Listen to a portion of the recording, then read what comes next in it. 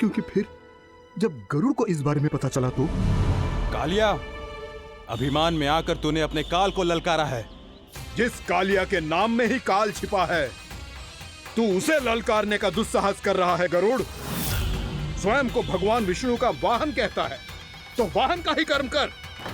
स्मरण रख, इस धरती के सर्वश्रेष्ठ योद्धाओं के लिए भी मैं मृत्यु का दूत हूं। विनाश काले विपरीत बुद्धि। तुझ जैसे मूर्ख सदा इस युक्ति को सार्थक करते आए हैं। अपने विनाश को आमंत्रण किया है तो अब भोग।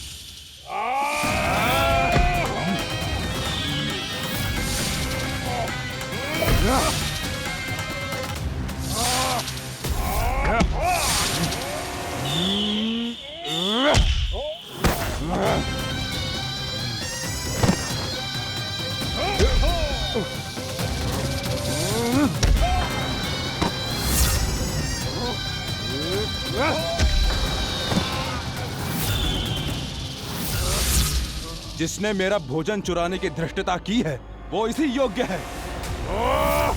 तू मुझे जानता नहीं है गरुड़, मैं महाविषधारी नाग कालिया हूँ। तेरा इतना दुस्साहस कि तूने मुझ पर चरण से प्रहार किया। वाह!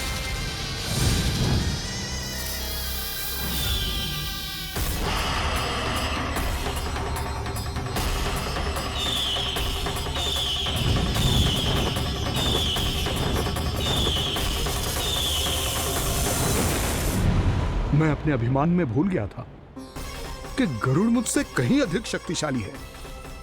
इसलिए अपने प्राणों की रक्षा करने के लिए मैं एक स्थान से दूसरे स्थान भागने लगा। नदियां, पर्वत, यहां तक कि मैंने सागर भी लांघ डाला। पर मैं जहां भी जाता गरुड़ के रूप में मेरा काल वहीं आ जाता। इसीलिए मृत्यु की आशंका से भयभीत होकर मैं अपने बड़े भाई मां कद्रू के प्रथम पुत्र अनंत शेषनाग से राय लेने चला गया। भैया, मैं यहां आपसे आपकी सहायता लेने आया हूं। मेरी एक छोटी सी भूल के कारण यह गरुड़ मेरा पीछा कर रहा है। मुझे हर समय हर स्थान पे ढूंढते रहता है। यदि उसने मुझे ढूंढ लिया तो वो निश्चित ही मेरे प्राण ले लेगा। मुझे कोई ऐसा स्थान बताइए जहां मैं अपनी पत्नी और अपनी संतानों के साथ शांति से रह सकूं। तुम यमुना नदी के किनारे वृंदावन क्षेत्र में जाके वास करो कालिया। गरुड़ वहां प्रवेश नहीं कर सकता क्योंकि उसे ऋषि सोबरी का श्राप मिला हुआ है।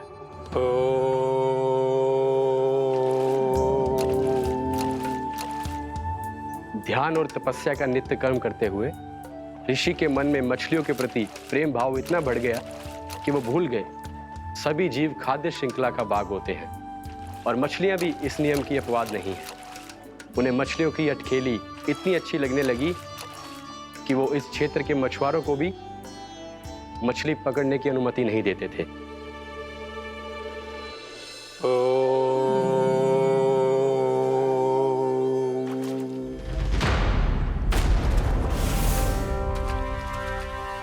उस दिन वो उस पक्षी को नहीं रोक पाए, पर तब से सावधान रहने लगे।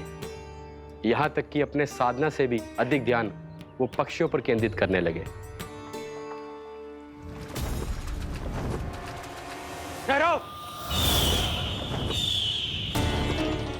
इसी क्षण अपनी चोंच में पकड़ी इस मछली को छोड़ दो। तुम्हें इन मछलियों का आहार नहीं करना चाहिए पक्षीराज। ये तो खाद्य श्रृंखला का नियम है ऋषिवर। यदि मैं इनका आहार नहीं करूंगा तो कोई और पक्षी कर लेगा। मैं अपने आनंद या प्रतिशोध के लिए इनके प्राण नहीं ले रहा। ये तो बस मेरा भोजन है। पर यह मेरा तपस्या स्थल है। तुम यहाँ शिकार करके मेरी साधना में विघ्न नहीं डाल सकते पक्षीराज। यदि आपकी यही इच्छा है तो मैं आज के बाद यहाँ नहीं आऊंगा।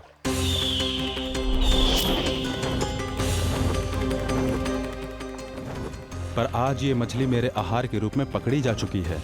मैं वचन देता हूँ ऋषिवर, इस स्थान पर यह मेरा अंतिम शिकार होगा।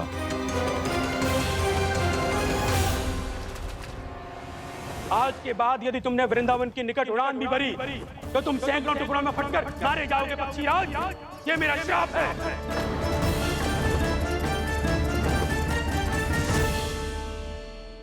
और इसीलिए भैया शेषनाग के सुझाव के अनुसार मैं यहां आ गया, पर अब यदि मैं कहीं और जाऊंगा तो मेरे प्राण नहीं बचेंगे प्रभु। डिस्टेंट रहो कालिया। अब से गरुड़ तुम्हें कोई हानि नहीं पहुंचाएगा। अब तुम्हारे फनों पर मेरी पक्षिंग बन गए कालिया, इसीलिए अब से तुम्हें गरुड़ से कोई भय नहीं होगा। निश्चिंत होकर अपने परिवार के साथ गहरे समुद्र में चले जाओ और सुख से शांति से निवास करो। पर ध्यान रहे निर्दोष जीवों को हानि ना पहुंचे। आपने मुझे जीवन दान दे दिया प्रभु, इस उपकार से मैं कृतज्ञ हूं प्रभु। आदेश दीजिए, मैं आपकी सेवा कैसे करूं? तुम्हारे जल क्षेत्र से 1 कोटि कमल पुष्पों को लेने की अनुमति दे दो कालिया। यह मेरी सेवा होगी। प्रभु, ये तो मेरा सौभाग्य होगा।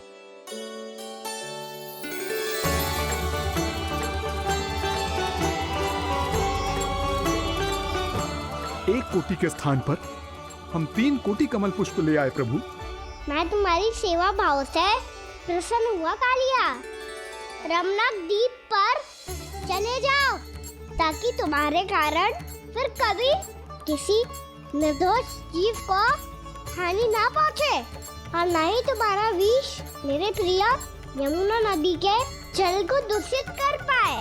मैं तुम्हें आशीर्वाद देता हूँ। आज यहाँ मेरे द्वारा तुम्हें दिए गए इस आदेश का स्मरण जो भी भक्त करेगा और प्रातः काल और संध्या काल में इसका उच्चारण करेगा, उसे फिर कभी किसी संकट से कोई भय नहीं होगा। ये स्थान अब से काला कुंड के नाम से जाना जाएगा। यहाँ पर स्नान करने वाला और देवताओं को इस क्षेत्र से जल का अर्घ्य देकर प्रसन्न करने वाला भक्त यदि मेरा स्मरण करके पास रखेगा तो वो अपने सभी पापों से शीघ्र ही मुक्त हो जाएगा।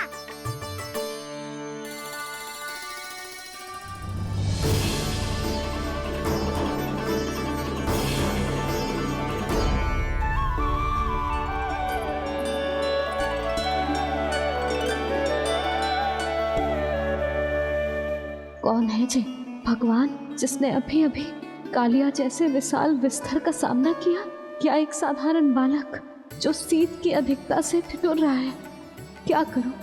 मैं लल्ला को ममता के आंचल में छुपा लूं या भक्त बनकर प्रभु की लीला देखती रहूं? क्या करूं मैं?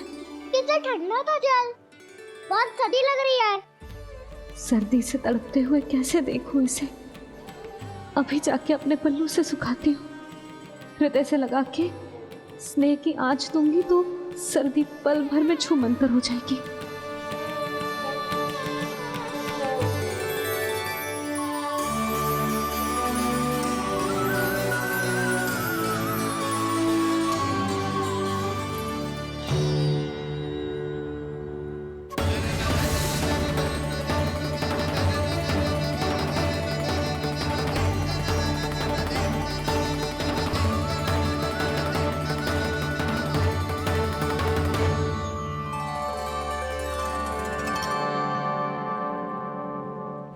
मेरी आवश्यकता ना है इसे।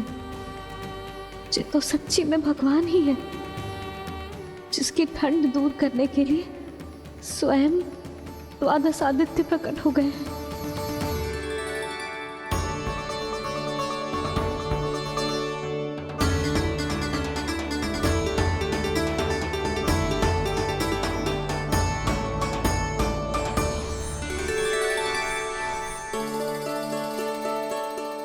क्या किया आपने? मैया मुझे अपने हृदय से लगाने वाली थी कि आप सब प्रकट हो गए। क्षमा कीजिए प्रभु, पर आपको भीगा हुआ देखकर, ठंड से ठिठुरता हुआ देखकर हमसे रहा नहीं गया। हम अपने वश में नहीं थे प्रभु। भक्ति से भावुक होकर हम प्रकट होने पर विवश हो गए थे। हमारी किरणें जैसे स्वयं ही फूट पड़ी और दौड़ पड़ी आपको सुखाने के लिए। मैं आपका प्रेम, आपकी भक्ति समझता हूं आदित्यगण, और इसीलिए इस समय मैं जहां खड़ा हूं, इस स्थान को द्वादश आदित्य टीला के नाम से जाना जाएगा। द्वादश आदित्य टीला के नाम से जाना जाएगा। हम धन्य हो गए प्रभु। और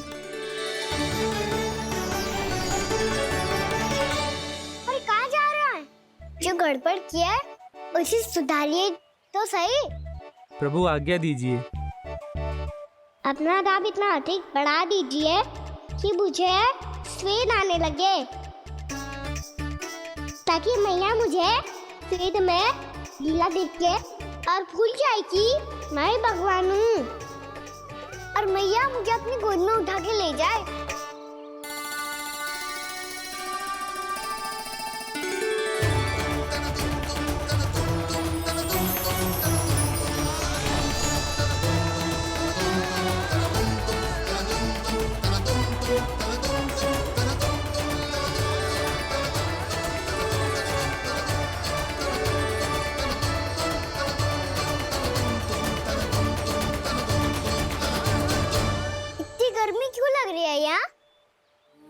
श्वेत की एक बूंद भी आती थी तो मैं अपना आंचल लेकर पहुंच जाती थी इसके पास।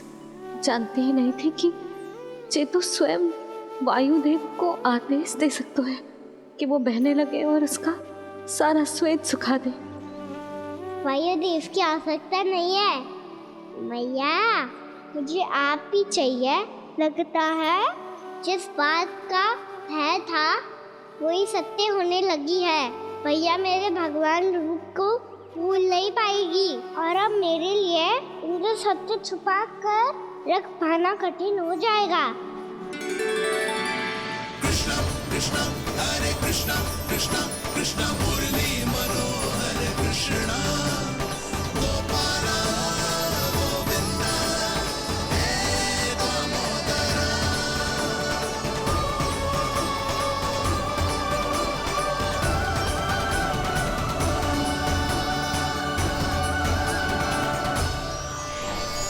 प्रभु, आपके श्वेत से बने इस प्रसंगदान सरोवर का प्रणाम स्वीकार कीजिए।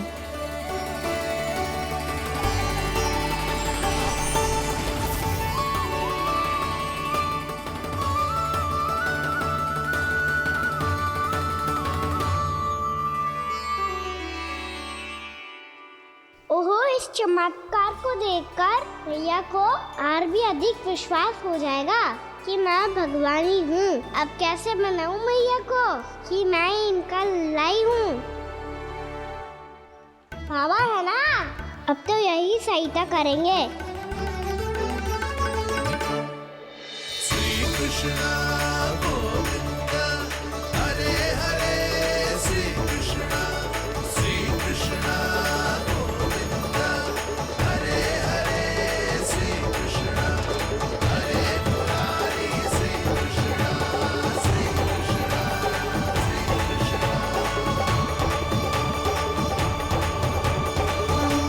कोटि ना, मैंने तो 3 कोटि कमल पुष्पों का प्रबंध कर दिया है और चिंता करने की आवश्यकता ना है। 1 कोटि कमल के स्थान पर 3 कोटि कमल पुष्प मिल गए हैं। हाँ कान्हा, मैं उचित संदेश के साथ ये सारे पुष्प उस कंस के पास भिजवा दो। महाप्रक्रमी कान्हा की जय। वृंदावन रक्षक कान्हा की जय। महाप्रक्रमी कान्हा की जय। भानु जी नंदराज। बाकी गांव वालों को लेकर ये सारे पुष्प इकट्ठा करो और कंस के दरबार में पहुंचाओ। जी।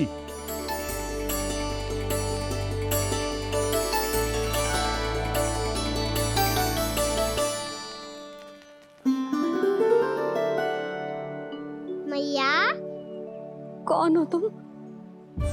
मुझे पता था मैया, जब आपको सत्य पता चलेगा तो आप मुझे मैया की तरह स्नेह ना कर पाओगी, इसलिए आज तक सत्य छुपाता आया हूँ, ताकि आपकी ममता, आपका प्रेम अनुभव करने का अवसर मिलता रहा है मुझे। और फिर आज को बताया था ना, जो रहस्य तुमने बरसों तक छिपाया था उसका भेद खुलने में तुम्हारा ही योगदान है। मुझे कालिया के शीश पर अपने पद चिन्ह रखकर उसे मुक्त कराना था दाऊ। वचन दिया था मैंने उसे।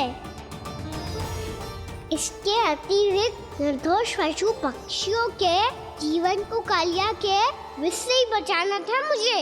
इसमें कंस को तो सम्मिलित करना ही था, ताकि जब मैं कालिया का सामना कर रहा हूँ तो वो किसी और असुर को समस्या बनाकर वृंदावन ना भेज दे। पर इस सबसे बड़ा एक कारण और था दाऊ। मैं चाहता था कि मैया को सत्य पता चल जाए। पर क्यों कहा ना? क्योंकि मुझे लगने लगा था कि मैया से ये रहस्य छुपाकर इनके साथ धोखा कर रहा हूँ। अपराध बोझ से दबा जा रहा था मैं। आपको, बाबा को, सभी को पता है, यहाँ तक कि मेरे सखा भी जानते हैं। वो सत्ता मैंने मैया से छुपाया केवल इसी लोभ में कि मुझे इनकी ममता प्राप्त होती रहे। पर ऐसा करके मैं अपने से निस्वार्थ प्रेम करने वाली मैया को धोखा दे रहा था। आप ही बताओ दाऊ, जो इस संसार में मुझसे सबसे अधिक भरोसा करता है, उसी के साथ छल कैसे कर सकता हूँ मैं? हाँ, मैं नारायण का अवतार हूँ, पर अपनी मैया का छोटा सा लल्ला भी तो हूँ।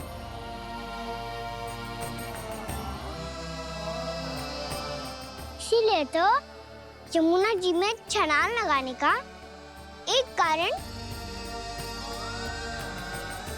इस गेंद को लेने जाना भी था। ने स्नेह से बनाई थी मैया ने गेंद। इसे अपने से दूर कैसे होने देता मैं? आपको आभास भी ना है मैया कि आप मेरे लिए कितने महत्वपूर्ण हो। ये सत्य है कि सभी देवता, प्रकृति, भक्त, ये सब है मेरा ध्यान रखने के लिए, मेरी सेवा करने के लिए। पर क्या इनमें से कोई भी मेरी मैया का स्थान ले सकता है? और आप भी तो यही चाहती थी कि मैं आपका लल्ला बन के आऊं, कि मैं आपका लल्ला बन के आऊं, कि मैं आपका लल्ला बन के आऊं। आज जैसे आपने मुझे अपनी गोद में लिटा रखा है,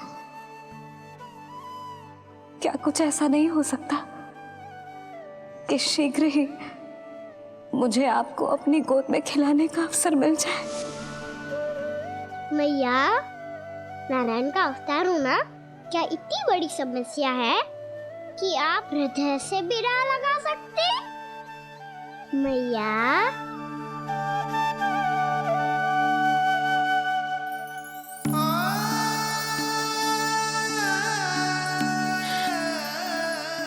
मेरा कान्हा, मेरा लल्ला।